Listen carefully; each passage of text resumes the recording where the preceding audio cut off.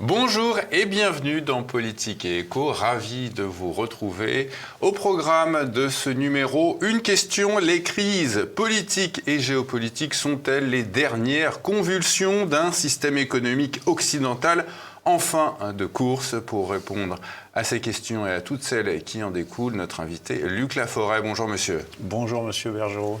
Luc Laforêt est ingénieur informatique à la retraite. Il vient de publier un ouvrage majeur, La crise terminale du capitalisme, que vous pourrez évidemment retrouver sur la boutique de TV Liberté. Alors, le capitalisme, parlons-en ensemble.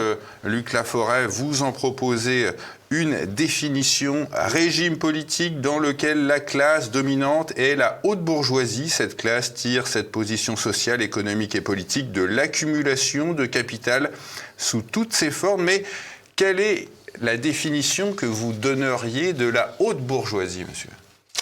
Alors, la haute bourgeoisie, à mon sens, c'est la classe sociale, la partie de la bourgeoisie qui accumule le plus de capital, celle qui concentre les plus grosses fortunes. C'est ce qu'on appelait jadis, sous la Troisième République, les 200 familles, les héritiers de ces gens-là, ceux qui ont 0,1% du capital et qui s'accaparent presque plus de la moitié, je crois que les chiffres, c'est plus de la moitié de la richesse produite qui va vers ces 0,1% de la population. C'est la City de Londres, ce sont toutes ces concentrations de richesse, tous les vacanciers de Stade, je pourrais dire. Et alors vous dites que c'est 200 familles. Et ces 200 familles, comment on les identifie ? Est-ce que c'est des vieilles familles ? Alors, ce sont les héritiers de ces 200 familles. Est-ce qu'il en reste encore 200 familles aujourd'hui ? Je ne sais pas. Il y a, je crois, c'est le Monde diplomatique qui sort assez régulièrement une typologie, justement, des fortunes françaises. Je pense qu'on peut s'y référer pour identifier, sachant qu'aujourd'hui, cette haute bourgeoisie est en partie nationale, certes, ce qui est historique, mais il y a aussi une grande partie qui est mondialisée et qui est cosmopolite. Alors, plusieurs auteurs ont déjà décrit les contradictions du capitalisme. Pourquoi vous dites qu'il est instable et donc insoutenable sur le long terme ? C'est le but, je dirais, même de cet ouvrage, puisque il s'appelle La crise terminale du capitalisme, puisque beaucoup de gens disent que le capitalisme est fini, l'affirment au fond, mais sans vraiment le démontrer. Le but de cet ouvrage, c'est justement d'en apporter la démonstration en partant d'un certain nombre de constats.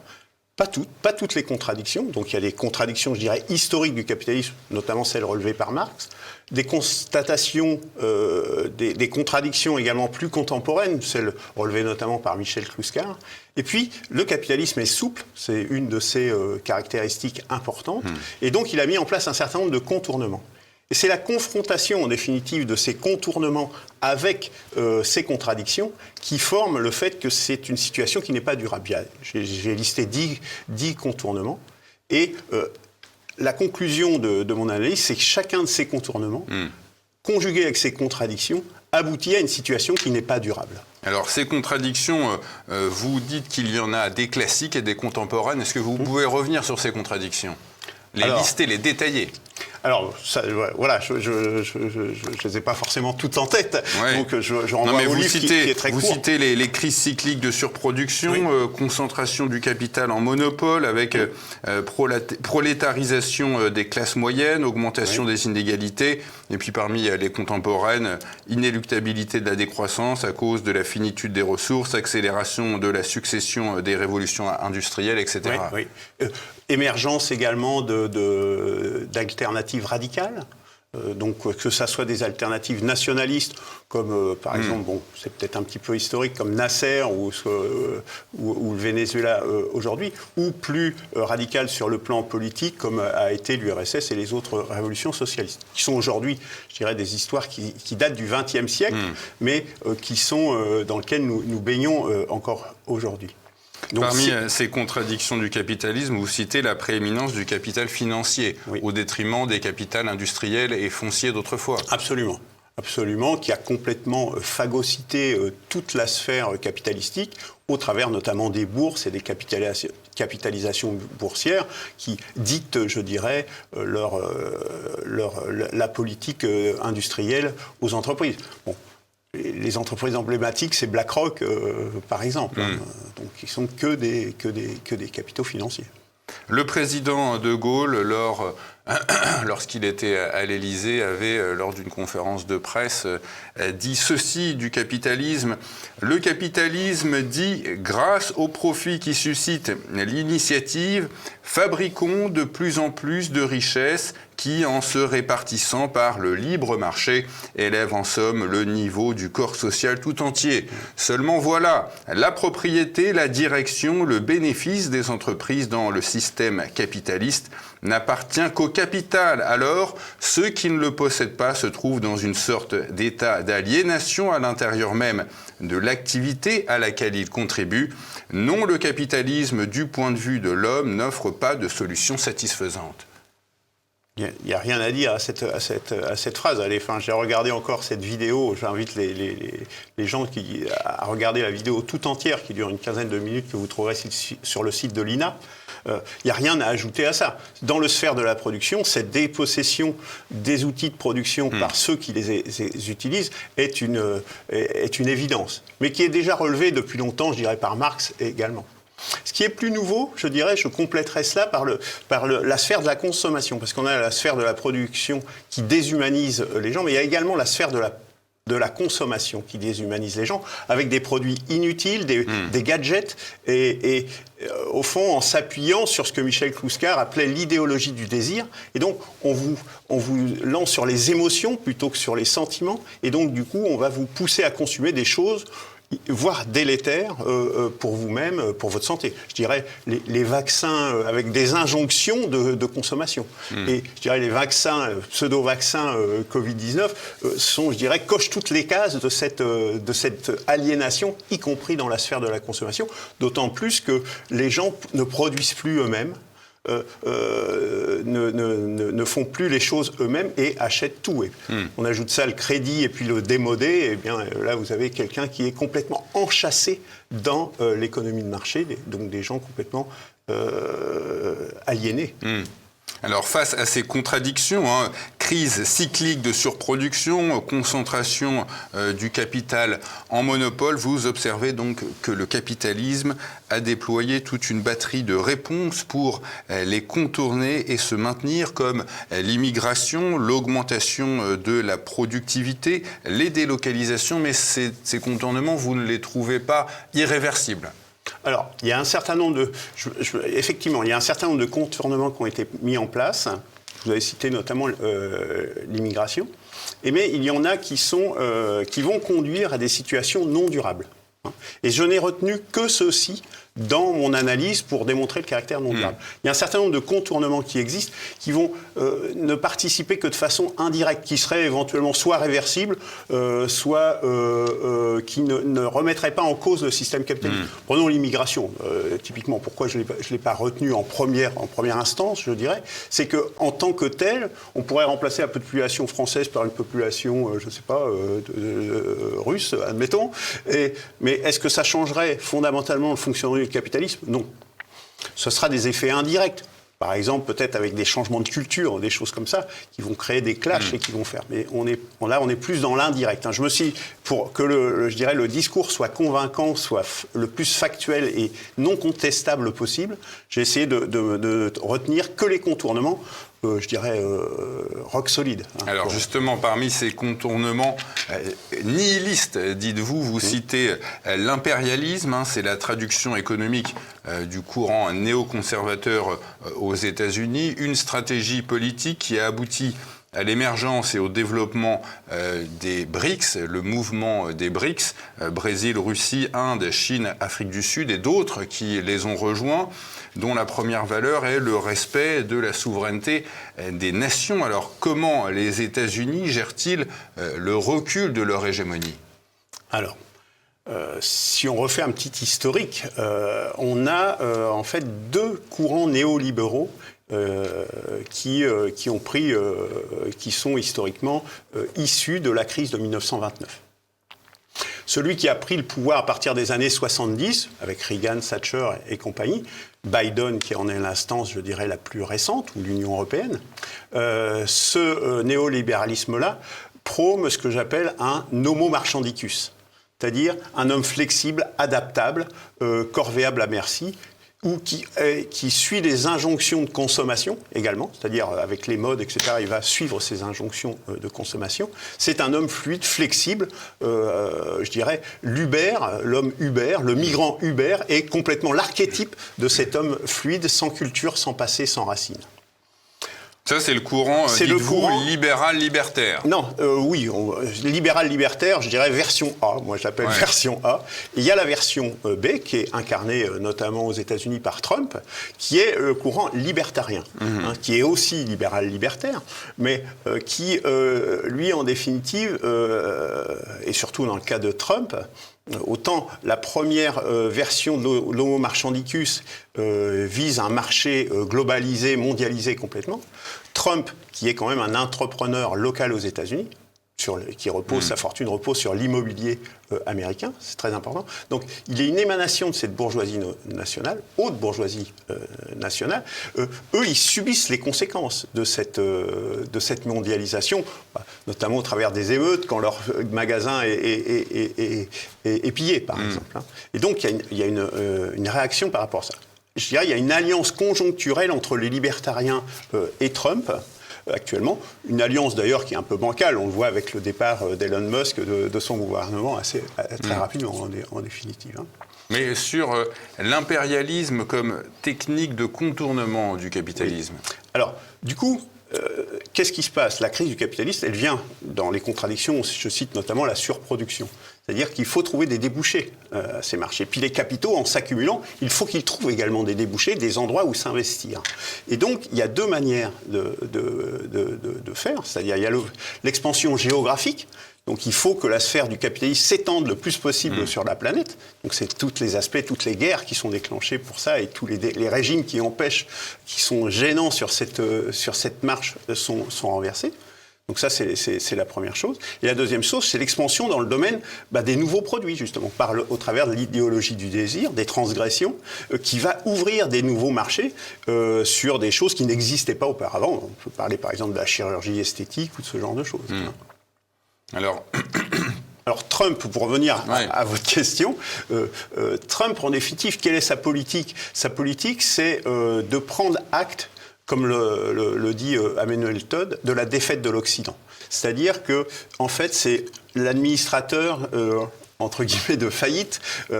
C'est un peu fort comme mot, je vous le concède. Mais en définitive, il va essayer de tirer la mise de l'investissement des États-Unis, tant dans les aspects militaires, etc. Donc, il va essayer de soumettre, de créer un pôle atlantique. Voilà, c'est son histoire de s'accaparer le Groenland, le Canada, etc. Et avec les soumis, donc l'Union européenne et ce qu'il espère aussi une grande partie de l'Amérique latine, il va laisser tomber, en disant les endroits où c'est pas gagnable, on se retire de là. Donc c'est le cas au moins des velléités qu'il avait initialement sur l'Ukraine. Et puis partout ailleurs, l'endiguement. Endiguement de la Chine, endiguement des BRICS au travers de sanctions, de taxes et de choses comme ça. Voilà, je dirais, les trois axes de la politique de Trump. Alors, autre contournement du capitalisme, vous dites qu'il faut qu'il étende sa sphère d'influence avec l'internationalisation des marchés. Vous citez la publicité, la planche à billets. Comment cela impacte l'industrie et la consommation ? Justement, c'est par justement la création de besoins nouveaux. L'industrie, par les délocalisations, en cherchant les endroits où on produit pour le moins cher possible, et puis en créant effectivement des produits qui sont inutiles. Je prends par exemple les jouets. Aujourd'hui, on a une pléthore de jouets qui sont complètement... je pense que dans les foyers, tous les foyers constatent qu'ils ont des enfants, on constate qu'on a un nombre de jouets qui ne fait pas sens, je veux dire.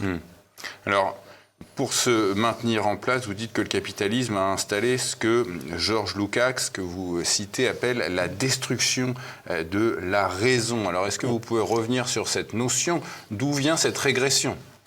Alors ça, c'est effectivement extrêmement important. Donc ça date de loin. Donc je renvoie à l'œuvre de Georges Lukács, La destruction de la raison, qui est une œuvre en 4 volumes quand même, donc c'est quand même assez conséquent. Mais le cœur de cette destruction de la raison, c'est Nietzsche. Nietzsche, qui est en fait, entre guillemets, penseur, qui est au cœur de cette destruction de la raison. Déjà sur la forme, puisque c'est pas pour moi, ce n'est pas un philosophe d'ailleurs. C'est quelqu'un qui ne promulgue que des slogans, que des aphorismes, qui n'a aucun système philosophique, aucune méthode. Anti-rationaliste au possible. Enfin, j'invite les gens à lire quelques phrases de Nietzsche. En fait, on prend le bon sens à rebrousse-poil, et puis on l'affirme de façon péremptoire pour faire croire que ça a du sens. Mais pourquoi est-ce qu'il y a cette nécessité de détruire la raison? Parce que la raison matérialiste, a abouti à un certain nombre de contradictions, justement, du capitalisme qui sont visibles, y compris par la bourgeoisie, par la petite bourgeoisie, qui se rendent compte, je dirais, l'archétype de ça, le summum, c'est la bombe atomique. C'est de dire, par le progrès, on est arrivé à construire quelque chose qui peut détruire tout, la totalité de la planète. Et donc, c'était déjà le cas déjà au XIXe siècle, avec tout ce courant nihiliste, la mort de Dieu également. C'est-à-dire qu'il n'y a plus de sens à la vie. Et donc, dès lors, il y a tout un courant philosophique qui va se mettre en place face à cette désespérance, de dire on a cru au positivisme, on a cru au progrès, mais en fait ça produit des effets néfastes, des effets négatifs, des effets destructeurs. Donc pour échapper à cette trajectoire nihiliste, en fait Nietzsche invente son surhomme, mais un surhomme, les hommes ne sont que des hommes. Et le surhomme n'a aucun sens par définition, je dirais. Nous sommes des hommes et rien d'autre. Nous sommes des animaux sociaux. Vouloir faire un surhomme, ça veut dire s'aliéner fatalement. Et donc, il y a tout un courant qui s'est mis en place à partir de là, avec Freud, avec sa pseudo-science psychanalytique, avec, plus récemment, les deux, le Jean-Paul Sartre, etc. Les déconstructeurs. Moi, ce que j'appelle les démolisseurs, qui s'appellent les déconstructeurs. D'ailleurs, j'invite à ne pas utiliser ce mot de déconstruction, parce que c'est vraiment des démolisseurs, en définitive, de la raison, pour pas justement que la conscience est de se dire, c'est Schopenhauer qui avait introduit ça, mais qui n'avait pas été jusque-là, c'est de dire, en fait, il y a une fatalité, c'est comme ça, et puis il faut suivre... c'est le refus du débat. Oui, en fait, c'est aussi le refus du débat. Est-ce qu'on peut constater dans certains mouvements, par exemple le woke, les gens n'arrivent même pas à définir ce que c'est que le woke quand ils y appartiennent. Exactement. C'est-à-dire, avec le wokisme, en définitive, on arrive au bout de ça, puisqu'on en arrive même à nier des réalités biologiques. Donc, enfin, on est au bout de la déraison, si vous voulez, quoi. Et c'est l'aboutissement de cette trajectoire initiée, je dirais, par Nietzsche et popularisée par Nietzsche. Et moi, j'appelle justement les résistants. Une des premières choses à faire, parce que je sais que parmi les résistants, il y a un certain nombre de gens qui sont attachés à ce pseudo-philosophe, de commencer par détruire, de le faire descendre de sa statue. Lui qui nous dit qu'il faut construire sa propre statue. Non, faisons descendre ce pseudo-philosophe du piédestal sur lequel on a voulu l'installer. Alors, parmi également ces contournements du capitalisme, vous citez l'interventionnisme d'État. C'est ce que l'on avait pu observer avec le fameux « quoi qu'il en coûte » d'Emmanuel Macron pour aménager le capitalisme. Quelle forme cette socialisation rampante prend-elle aujourd'hui ? Alors, la socialisation rampante, elle tire ses origines dans la crise de 1929 et les contradictions et la révolution russe de 1917, avec, première instance, je dirais, majeur, c'est le keynésianisme, le fordisme également. C'est-à-dire, on va distribuer dans la population des instances puissantes, soit d'entreprises, soit d'État, vont injecter des liquidités dans la société pour qu'elle puisse fonctionner. Sinon, elle s'effondre. Le système économique s'effondre. La relance de l'offre. Notamment la relance de l'offre. Ou de grands travaux industriels, des choses comme ça. Des ponts et autres. Mais après, je dirais, il y a eu tout un tas d'autres dispositifs qui ont été mis en place. Sauvetage des banques, intervention lorsqu'il y a des problèmes de règlement entre les banques, injection de liquidités parce que personne ne se fait plus confiance. Et donc, si la Banque centrale n'injecte pas des liquidités, eh bien, il va y avoir des défauts de paiement à très court terme. C'est l'intervention des banques centrales pour sauver le capitalisme. Exactement. Qu'on a eu en 2017, mais qu'on a de façon récurrente. Ou l'endettement brutal des États. La dette de la France, avec Sarkozy en 1993 et en 2007, Sarkozy avec Balladur à l'époque, en 1993, avait fait augmenter la dette à chaque fois de 1/3. Ouais. À chaque fois, il y a eu 30% d'augmentation de la dette en une journée, quoi, quasiment. Donc, pour sauver de nouveau, on va dire, l'État est le sauveur en dernier recours. Donc, en définitive, on est totalement dans la phrase, je dirais, assez connue, qui est privatisation des profits, socialisation des dettes. Donc, on a une socialisation qui est rampante, puisqu'elle se fait au corps défendant, et les libertariens d'ailleurs luttent notamment, c'est leur mot d'ordre de lutter contre ça. Je pense que par rapport à ça, il faut bien prendre conscience que cette socialisation, si elle se produit de façon si récurrente, c'est qu'en fait elle est inéluctable. Il y a une part de socialisation qui est totalement inéluctable de la société pour une raison très simple. C'est qu'avec la taille, il n'est plus raisonnable que justement cette aliénation, cette appropriation privée des moyens de production notamment, ou des choix de consommation, demeure privée demeure un Elon Musk qui fait la fusée qu'il veut, il fait ce qu'il veut. Alors que ce sont des trucs avec des impacts environnementaux, dans plein de domaines qui dépassent les compétences de personnes privées. Et cette socialisation rampante, elle s'accompagne de la création de ces organisations internationales, FMI, Banque mondiale, BRI, et puis même en matière de santé avec l'Organisation mondiale de la santé. Oui. Alors après, on peut aussi s'en réjouir, parce qu'on peut se dire, si on peut acter de manière civilisée au niveau international, on peut s'en réjouir. Sauf que là, ça n'a pas été fait dans cette optique-là, évidemment. On voit bien que le FMI, c'est en fait, il faut mettre sous coupe réglée des pays qui seraient pas justement, qui seraient un peu déviants par rapport aux orientations sur la dernière période néolibérale. Quand vous dites que les socialistes, que les sociodémocrates sont in fine, la première roue de secours du capitalisme, ça peut sembler contradictoire. Pas du tout pour moi. À première vue. C'est le PS. En définitive, quand, je dirais, la droite traditionnelle n'arrive plus à gouverner, quel est le recours? C'est Mitterrand, c'est Hollande, c'est Jospin. Donc c'est ce parti socialiste, en définitive, qui est la roue de secours du capitalisme, je dirais, en première instance. C'est ce qui s'est passé de façon historique, de toute façon. Là, j'ai cité les exemples en France, mais c'est valable à l'international. C'est vraiment un mécanisme global. Roue de secours ultime, alors peut-être vous voulez me poser cette question après, quelle serait la deuxième roue de secours? La deuxième roue de secours, c'est le fascisme. Oui, alors justement, vous dites les fascismes, il y en a plusieurs, ils sont pas forcément de gauche, ils sont pas forcément de droite ou du centre, ils peuvent être tout à la fois. Comment ces fascismes agissent-ils dans l'intérêt du capitalisme? Alors, dans le livre, vous trouverez au début un glossaire, et j'ai défini justement un certain nombre de mots, dont le mot fascisme. Et le mot fascisme, je vous permettrai cette petite lecture, je l'espère. Bien sûr. Ce sont des mouvements politiques promouvant la restriction drastique des libertés et caractérisés par le recours usuel à l'action violente. Donc, deux choses importantes. Restriction drastique des libertés, action violente. Ces types de mouvements, on va les retrouver dans tout le spectre politique. Certes, on l'a trouvé à l'extrême droite, historiquement, avec Mussolini et Hitler, même si c'est un peu compliqué que ça, parce qu'il y a d'autres choses au niveau idéologique sur ces courants-là. Mais on va le retrouver avec appui sur la religion, sur le gauchisme, sur l'écologie.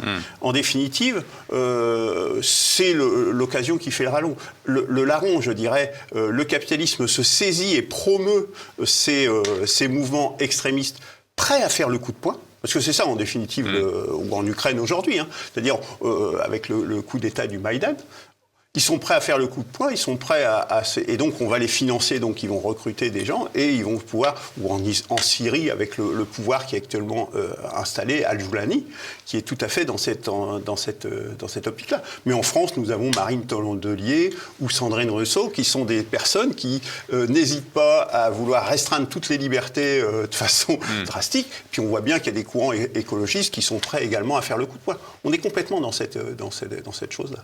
Oui, on voit l'émergence de ce que certains appellent l'écoterrorisme. Oui, voilà, exactement. Hier, c'était le gauchisme, dans les années 70-80, c'était le gauchisme qui jouait ce rôle-là, débordement par la gauche du Parti communiste.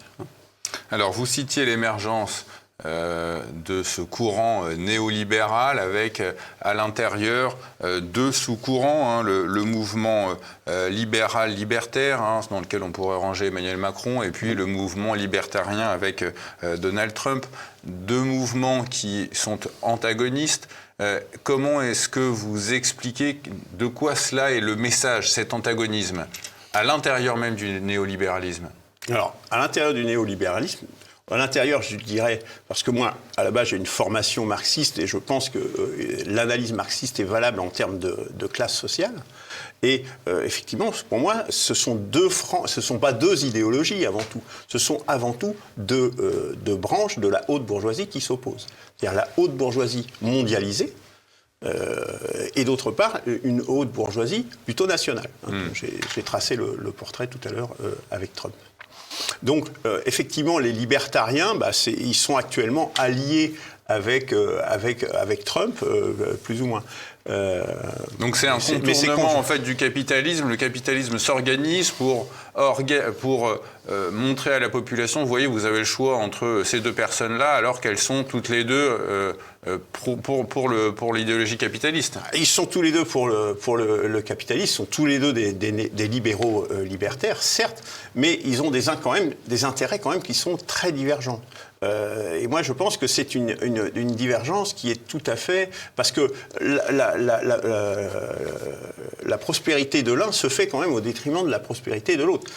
Les multinationales, quand elles se déploient de façon générale, elles éradiquent tout ce qui va être les petits producteurs locaux et les usines, le fabricant d'automobiles local, il va être phagocyté complètement par le capitalisme mondialisé.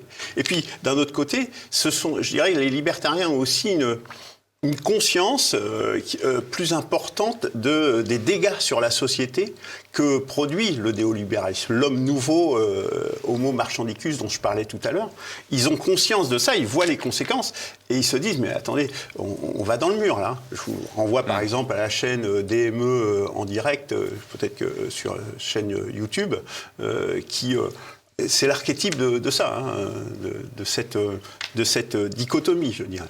Vous voyez la politique de Donald Trump de manière extrêmement critique. Vous pensez que le courant libertarien va, in fine, à sa perte, que l'échec du mouvement libertarien est inéluctable? Oui, parce que les libertariens, ils sont, je dirais, ce sont des idéalistes, ce sont des idéologues. Ils pensent que le marché, c'est l'alpha et l'oméga, et que simplement en ouvrant le marché complètement, tous les problèmes vont se régler comme par magie. Or, il a été prouvé historiquement, tant de façon théorique, mais ça fait déjà longtemps, y compris dans la pratique, que c'est faux, que ça ne marche pas. Mais vous dites les libertariens, in fine, ils ont l'économie et la politique capitaliste, mais en moins impérialiste. Alors, ils sont moins impérialistes. Alors, alors, c'est pour ça que je dis que l'alliance de Trump et des libertariens est temporaire, à mon avis, parce que justement, les libertariens, eux, ils n'ont pas forcément de problème avec la mondialisation, si vous voulez. Donc, on a eu cette alliance, je dirais, conjoncturelle qui a déjà volé en éclats entre Trump et Musk, par exemple, mais c'était une alliance conjoncturelle, plus sur des valeurs, justement, sur les conséquences. Pourquoi est-ce que Musk a rejoint Trump ? Parce que un de ses enfants, ou plusieurs, je ne sais plus, a été transsexuel, donc a été dans le transhumanisme, qui est une des modalités de l'homme nouveau, justement. Et donc, c'est sans doute ce qui l'a motivé à rejoindre Trump. Alors, vous évoquez évidemment cette fameuse troisième voie que l'on pourrait voir avec la politique d'un Poutine ou d'un Trump, mais vous dites que de toute façon, ils subissent également les contradictions du capitalisme, ceux-là. Par exemple, avec une dénatalité, tous les pays comme la Russie ou comme les États-Unis subissent cette dénatalité. La troisième voie, je dirais, c'est un peu comme le communisme. Enfin, je dirais, il y a deux voies initiales. Il y a le capitalisme et il y a le socialisme, socialo-communisme. C'est la voie numéro 1, la voie numéro 2. La troisième voie, historiquement, c'est une voie qui cherche justement une voie intermédiaire entre ces deux... ce que De Gaulle avait tenté de faire. Ce que De Gaulle avait tenté de faire, ce que Péron avait tenté de faire, Poutine aujourd'hui. Mais dans une certaine mesure, c'est également ce qui se passe en Chine. En Chine, aujourd'hui, depuis Deng Xiaoping, avec l'introduction, la réintroduction d'une partie du capitalisme, je dirais, il y a cette tendance vers une troisième voie, ce que j'appelle troisième voie plus, notamment dans le cas de De Gaulle, qui est justement d'essayer de trouver une voie intermédiaire entre une forme de socialisme et une forme de communisme, de capitalisme. Le problème, c'est que ces troisièmes voies, elles sont encore aujourd'hui battues en brèche par le capitalisme, et à chaque fois, elles se font, permettez-moi l'expression, elles se font dégommer. De Gaulle, il s'est fait dégommer. Bachar el-Assad, récemment, quelque part, qui est aussi une forme de troisième voie, le parti Baas, Parti socialiste arabe, se sont fait également éradiquer. Saddam Hussein, Kadhafi, qui a écrit un livre sur la troisième voie. Poutine ne résiste pas si mal et qu'elle a des résultats économiques. Alors, il y a une petite descente en ce moment, mais enfin, au dernier trimestre 2024, elle a enregistré une croissance de 4,5. Oui, parce que cette troisième voie va quand même, malgré tout, dans une bonne direction, mais face aux forces de l'impérialisme, elles sont limitées, et historiquement, en tout cas, elles n'arrivent pas à battre le capitalisme. Pour une raison simple, c'est qu'en fait, qu'est-ce que c'est que la troisième voie ? La troisième voie, c'est de dire, on va essayer de trouver un compromis de classe, de faire la collaboration de classe entre la bourgeoisie et le salariat prolétariat. C'est ça, en fait. Alors, vous avez des variantes, même en Iran, c'est un peu la même chose. Hein. Vous essayez de trouver des aménagements, de faire collaborer ces classes. C'est ça, la troisième voie. La classe moyenne et les prolétaires. Les prolétaires et la haute bourgeoisie, je dirais. Et la bourgeoisie d'une manière générale. Ouais. Toute la bourgeoisie, petite, haute et moyenne. On va essayer de se mettre ensemble, c'est la participation de Gaulle. Hein. On va essayer de se mettre ensemble, et en se mettant ensemble, ça va s'arranger. Sauf qu'il y a des intérêts qui sont antagonistes. Et cette troisième voie, pour moi, pour maintenir ce consensus de classe, il y a nécessité d'avoir un régime autoritaire. Régime autoritaire qui vienne de la droite ou de la gauche. Et donc, sinon, dès que vous lâchez la bride, eh bien, la bourgeoisie va s'autonomiser et va reprendre le pouvoir. C'est ce qui s'est passé avec De Gaulle, avec Pompidou. Hein. Typiquement, c'est typiquement ça. C'est pour ça que je parle. Enfin bon, après, vous aurez peut-être une autre question sur ce que je propose. Oui, exactement. On en parlera à la fin de l'entretien. Vous constatez, Luc Laforêt, que jusqu'à une époque récente, la science, source de progrès, était la valeur première. Vous dites qu'un glissement s'est opéré au sein du capitalisme, rendant la technique de plus en plus valorisée, permettant la mise à distance de toute réflexion morale. Alors, quelle est la différence entre science et technique ? Alors, la différence entre science et technique, c'est que la science, c'est un travail qui permet d'augmenter notre connaissance de la réalité. Augmentation des connaissances. La technique, c'est un travail également qui utilise les connaissances que nous avons de la réalité pour produire des artefacts, pour produire des produits ou des plans ou autres. Voilà la différence entre la science et la technique. Mais que permet cette absence de questionnement sur la technicité ?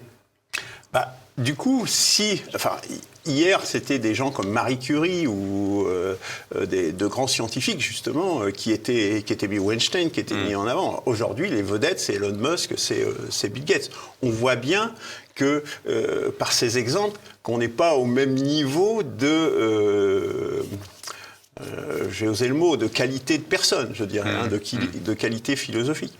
À partir de là, c'est en conjonction avec cette histoire de l'idéologie du désir et des transgressions, de la promotion des transgressions, on va produire tout un tas d'objets techniques plus ou moins utiles et plus ou moins même délétères pour les êtres humains. À quoi vous pensez comme produit Je pense à toute cette malbouffe, notamment, qui se généralise à l'échelle mondiale. On parle de pandémie, mais la pandémie de malbouffe et d'obésité, elle est quand même... C'est la plus grosse pandémie que nous ayons aujourd'hui. Mais on peut penser évidemment aux pseudo-vaccins qui ont été mis en place. L'approche, c'est toujours une approche technologique. C'est-à-dire, face à cette épidémie qu'il y a eu au début de la décennie 2020, il y aurait des réponses qui auraient pu être une combinaison de techniques, de politiques et de différentes choses. Non, on a choisi la réponse technophile et technicienne. Voilà. Alors, ces transgressions, vous les évoquez dans votre ouvrage, vous les énumérez, le transhumanisme, la chirurgie dite esthétique, la sélection d'embryons, la transsexualité, les drogues, la surmédicalisation, autant de réponses au mal-être des humains. Où doivent mener toutes ces transgressions ? Elle mène au nihilisme, justement, dont Nietzsche est le précurseur, et je dirais l'apôtre, même s'il dit qu'il essaye d'y échapper. Elle nous mène à la barbarie, justement, par cette aliénation de l'homme, tant par la production, dans la sphère de la production, que dans la sphère de la consommation. En fait, on arrive à nier ce qu'est l'homme en tant que tel. C'est la dernière contradiction, c'est-à-dire qu'on s'est séparé, en définitive, par un hypermatérialisme. Tout est matérialiste, tout est technique. Parce que dans la science, quelque part, dans la connaissance, on pourrait... C'est plus élevé. Mais la technique, on est vraiment au ras des pâquerettes matérialistes, niant la dimension spirituelle, la dimension cosmique de l'être humain, également. Et ça, je dirais, ça remonte même aux Lumières, pour le coup, à l'origine. Et donc là, on est face à cette je reprends le mot, de nouveau, aliénation de l'homme, qui nécessite vraiment une refondation profonde, civilisationnelle. Voilà. Vous concluez votre ouvrage, Luc Laforent, en expliquant que quand le système capitaliste régule, il le fait toujours par la catastrophe. Il y a une espèce de fatalisme qui est toujours lié au capitalisme, avec l'explosion de crises. Les crises, elles sont décrites par un certain nombre d'intellectuels, Juglar, Kondratiev. Les crises sont inévitables. Et pourquoi le capitalisme est-il vicié à ce point ? Quel est le problème à la base ? Je dirais que le défaut de conception du capitalisme, c'est pas tant le libéralisme, contrairement à ce que disent un certain nombre de gens, parce que le libéralisme, au moins dans son essence, c'est la capacité de la population générale à intervenir dans le domaine économique et social. Et donc, ce qui crée, quand même, ça veut dire qu'on engage toute la population dans ce processus, et donc c'est éminemment positif. Le problème vient que de trois origines, à mon avis. Bon, je vais faire rapidement. C'est quand on fait du libéralisme l'alpha et l'oméga. C'est-à-dire, c'est le cas des libertariens qui, eux, le poussent encore vraiment à l'ultralibéralisme, comme dirait Philippe Murer dans son ouvrage... Capitalisme du désastre. Voilà, le capitalisme du désastre, exactement. Donc, il le démontre bien. Donc, quand on en fait l'alpha et l'oméga, non, ça ne fonctionne pas. Ça ne fonctionne pas. Donc, l'autre contradiction fondamentale, c'est que le capitalisme repose selon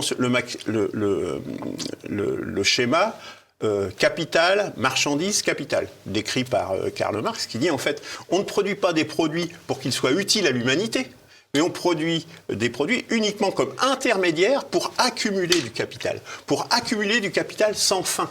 Et donc, la finalité n'est plus du tout humaniste, mais elle est juste d'accumuler Et entre les deux, il y a le consommateur qui, in fine, devient le produit du capital. Absolument. C'est avec, justement, la sphère de la consommation qu'a décrit Michel Kluskar.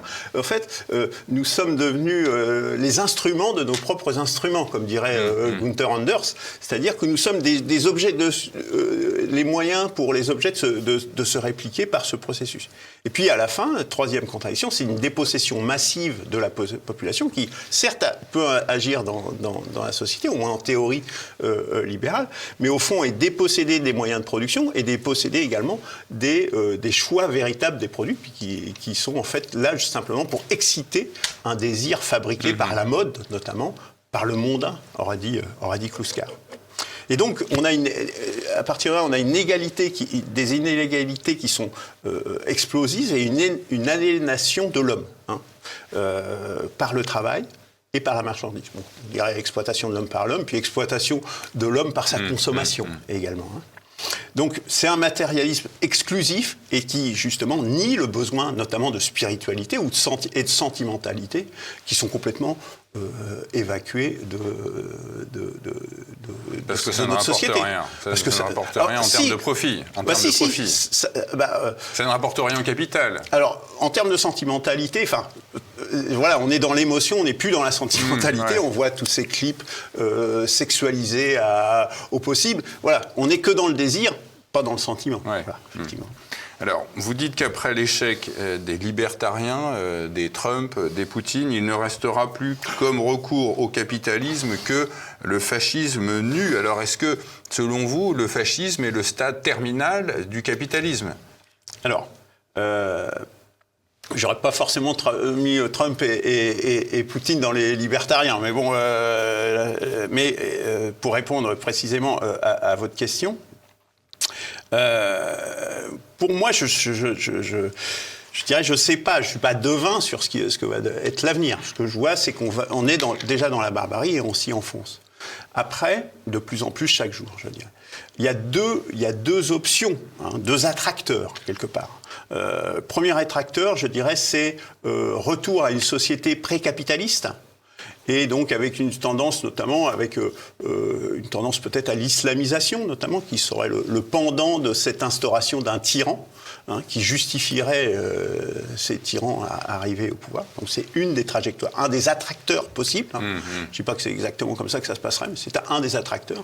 Et l'autre attracteur, c'est la fuite en avant transhumaniste, avec toutes ces théories sur la singularité, sur l'intelligence artificielle, le monde des robots, les cyborgs, etc. Donc voilà, c'est les deux attracteurs que je vois qui sont tous les deux barbares, en définitive, sans aucun doute. Malgré tout, mon espérance, c'est que nous n'allons pas vers cela. Et je crois, malgré tout, ce que j'appelle, ce que d'autres avant moi ont appelé la négantropie, finira par la vie. Alors, est-ce que c'est ce que vous appelez la quatrième voie ? Oui, c'est exactement. Alors, parlez-nous, définissez-nous la négantropie. Voilà. Alors, la négantropie, ce livre, en définitive, ce n'est en fait qu'une annexe d'une œuvre plus grande sur laquelle je suis en train de travailler, qui s'appelle « Accepter la négantropie ». La négantropie, en définitive, la manifestation que nous avons sur notre planète, c'est la vie. Mais en fait, c'est beaucoup plus universel que ça. Et c'est... le concept remonte à Schrödinger et à Louis Brioulin. C'est en définitive de constater que la matière a toujours tendance à s'organiser et l'énergie à s'organiser toujours plus, à se structurer toujours plus. Donc, quelque part, le matérialisme historique décrit par Marx est une des manifestations de la négantropie à une époque particulière, des sociétés avec classe. En fait, la quatrième voie, c'est de se rendre compte que nous arrivons à la fin d'une ère, justement. Une ère historique, l'ère du progressisme, l'ère du toujours plus. Notamment, on voit on constate, les démographes constatent que la population mondiale, pour la première fois, de façon significative, depuis le néolithique, va décroître dans les 2 décennies qui viennent. C'est déjà dans les chiffres, c'est déjà dans la réalité. Donc on est face à un tournant historique majeur, la fin du progrès. Nous sommes à la fin du progrès, en fait, du toujours plus. Et donc, quelle serait la possibilité derrière ça ? Soit, justement, c'est un peu la courbe qui est en exergue, là, soit une chute, justement, chaotique, si on poursuit dans le capitalisme, Une autre voie qui a été proposée, c'est celle du socialisme, en forme, avec une société sans classe, une société en quelque sorte stagnante. Mais ça, cette société stagnante, elle n'est pas possible. Les sociétés, d'un point de vue des systèmes thermodynamiques, quelque chose qui est stagnant comme ça, c'est quelque chose qui est mort. Donc la seule option possible, c'est une option où on a une oscillation autour d'une droite qui est d'une pente soit légèrement croissante ou décroissante, peu importe, mais ça je ne saurais le dire, mais qui oscille autour d'un point d'équilibre. Mais est-ce que c'est pas déjà ça ce que fait le capitalisme avec des montées, des crises, des montées, des crises? Oui, c'est déjà en quelque sorte, en fait là il y a des dents de scie, évidemment, mais c'est instaurer ce système-là, mais ne pas réguler par la catastrophe, régulé par le politique, je dirais. C'est ce qui rejoint d'ailleurs les gens de droite et les gens de vraie droite, je dirais, les gens de vraie gauche, c'est-à-dire qu'ils pensent que c'est justement, contrairement aux libertariens ou aux libéraux pur sucre, c'est que le politique, l'homme, le choix de l'homme doit dominer la société et non pas laisser cela à la main invisible du marché. Pour terminer, Luc Laforêt, est-ce que vous pouvez nous redéfinir ce qu'est la troisième voie et ce que serait une quatrième voie? Donc, la troisième voie, ce sont des tentatives récurrentes, ce qui montre bien que c'est le sens de l'histoire, de concilier les classes sociales, de les faire collaborer. La quatrième voie, c'est au contraire prendre acte que les classes sociales ont certes des points communs, donc qui peuvent s'exprimer au travers du politique, mais qu'ils ont aussi des intérêts irréductiblement opposés. Et de les faire interagir en permanence, en définitive, au travers justement de règles du jeu, d'une constitution sur lesquelles des gens de vraie droite, je dirais, et de vraie gauche peuvent se mettre d'accord sur des règles du jeu communes, sur des principes également humanistes communs, qui seraient le fond, et à partir de là, eh bien, le jeu démocratique permettrait justement d'éviter ces gouvernements autoritaires qui sont nécessaires dans la troisième voie pour maintenir le consensus de classe. Est-ce que la quatrième voie ne serait pas, au final, un mélange d'ancien régime et de république? Alors, d'ancien régime... Alors, on peut y arriver par là, hein, je dirais. Avec les corporatismes? Il n'y a pas vraiment les corporatismes. Hein. On est quand même dans une petite bourgeoisie dont l'accumulation du capital est limitée, mais on a également ce que j'appelle la chambre des forces productives, où justement, c'est plus l'État qui va gérer ces sociétés qu'on appellerait nationalisées dans le monde actuel, mais c'est une chambre, un peu à la manière des chambres de commerce et d'industrie, ou des chambres d'agriculture, etc., qui en fait va être en charge de la planification et des grandes entités industrielles. Donc on n'a plus cette notion de corporatisme comme on l'avait sous l'Ancien Régime. En revanche, pour mettre en place cette quatrième voie, on peut imaginer que ça soit un leader éclairé qui dise qu'est-ce qu'on pourrait faire pour sortir du dilemme et des impasses actuelles. Ouais. Et ça, c'est une des premières possibilités. Une autre possibilité, c'est de constater que nous, on a proposé une constitution justement qui met en musique cette quatrième voie. C'est les mouvements populaires qu'on a vus par exemple en Tunisie ou au Nicaragua qui ont recherché à un moment donné quelle constitution mettre en place. Peut-être nous on a une proposition carte sur table en disant adaptez-la, inspirez-vous de cette constitution. Ou en France, je dirais, si demain il y avait un mouvement de style Gilets jaunes qui surgissait, au travers d'un référendum citoyen, organisé par les citoyens eux-mêmes, de dire on va mettre en place, en question cette question de la Constitution, pour voir justement, pour dépasser le système actuel, sans avoir besoin justement d'un leader charismatique ou de choses de ce genre, ou d'affrontements de rue. Ça donne une perspective politique concrète au travers d'un référendum, autour des sujets justement constitutionnels. Donc justement, pour terminer, est-ce que ces crises politiques et géopolitiques qu'on observe aujourd'hui sont vraiment les dernières convulsions du capitalisme ? Pas forcément, hein, parce que ça peut être une longue agonie. Hein. Il est déjà agonisant depuis un certain temps, le capitalisme. Mais cette agonie, c'est les deux attracteurs dont je parlais tout à l'heure. Hein. Soit retour à un pré-capitalisme avec une société qu'on pourrait sans doute, hein, c'est ce qu'on voit aujourd'hui quand on sort dans la rue, qui s'islamiserait par exemple, hein, avec des tyrans qui se mettraient en place, ou justement cette fuite en avant transhumaniste. Hein. C'est deux voies d'agonie possibles. Moi, j'ai l'espérance que, justement, l'anégantropie finira par s'imposer, parce que la vie finit, au fond, je l'espère, tout du moins, par s'imposer toujours. La crise du capitalisme, c'est le titre de votre ouvrage, Luc Laforêt. Merci à vous tous de nous avoir suivis. Tout de suite après cette interview, vous pouvez retrouver la chronique économique et financière de Philippe Béchade. Et quant à nous, on se retrouve la semaine prochaine. À bientôt, salut.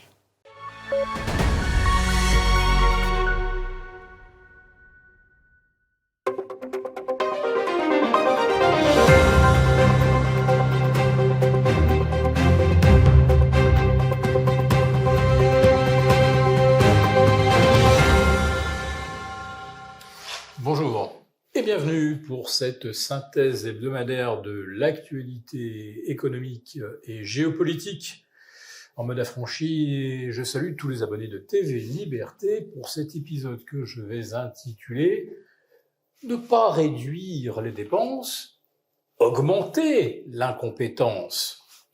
Et j'aurais même pu ajouter « échapper aux motions de censure ».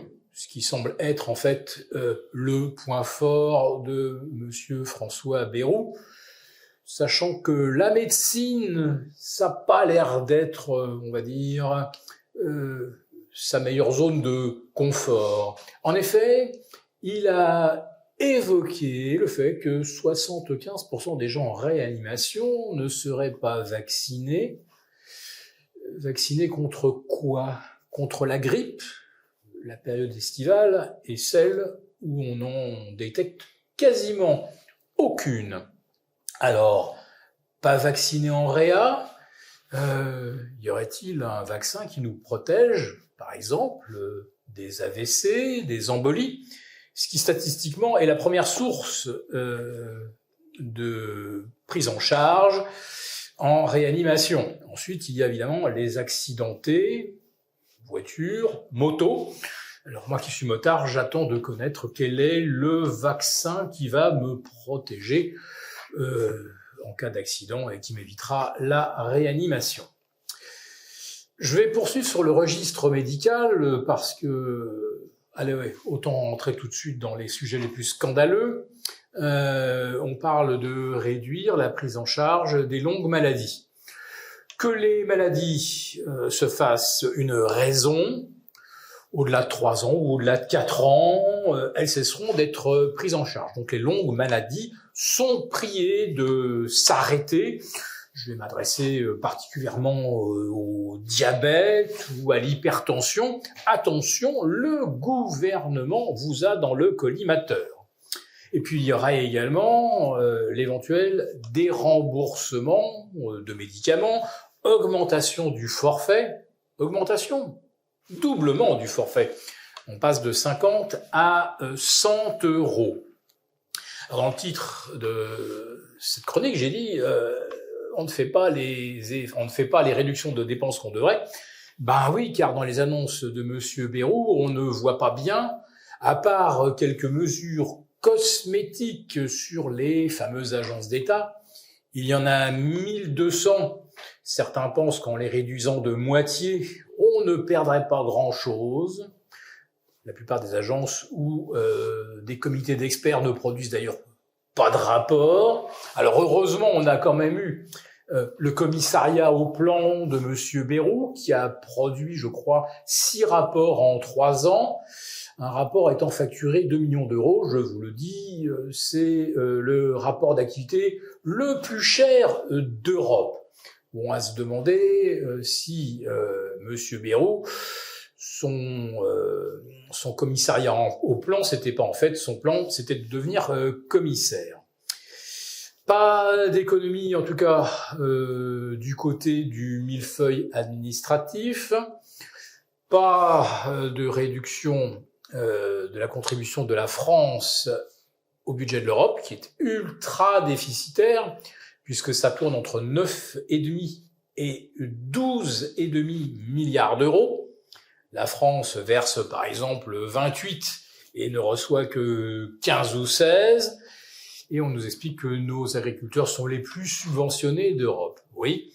En fait, quand on voit que la France reçoit 17 ou 18 sur 28 et qu'on rend 9 à nos agriculteurs, ça veut dire qu'en fait, on paye carrément 2 fois. On pourrait donner le double à nos agriculteurs si on gardait la maîtrise et ça ne nous coûterait pas plus cher.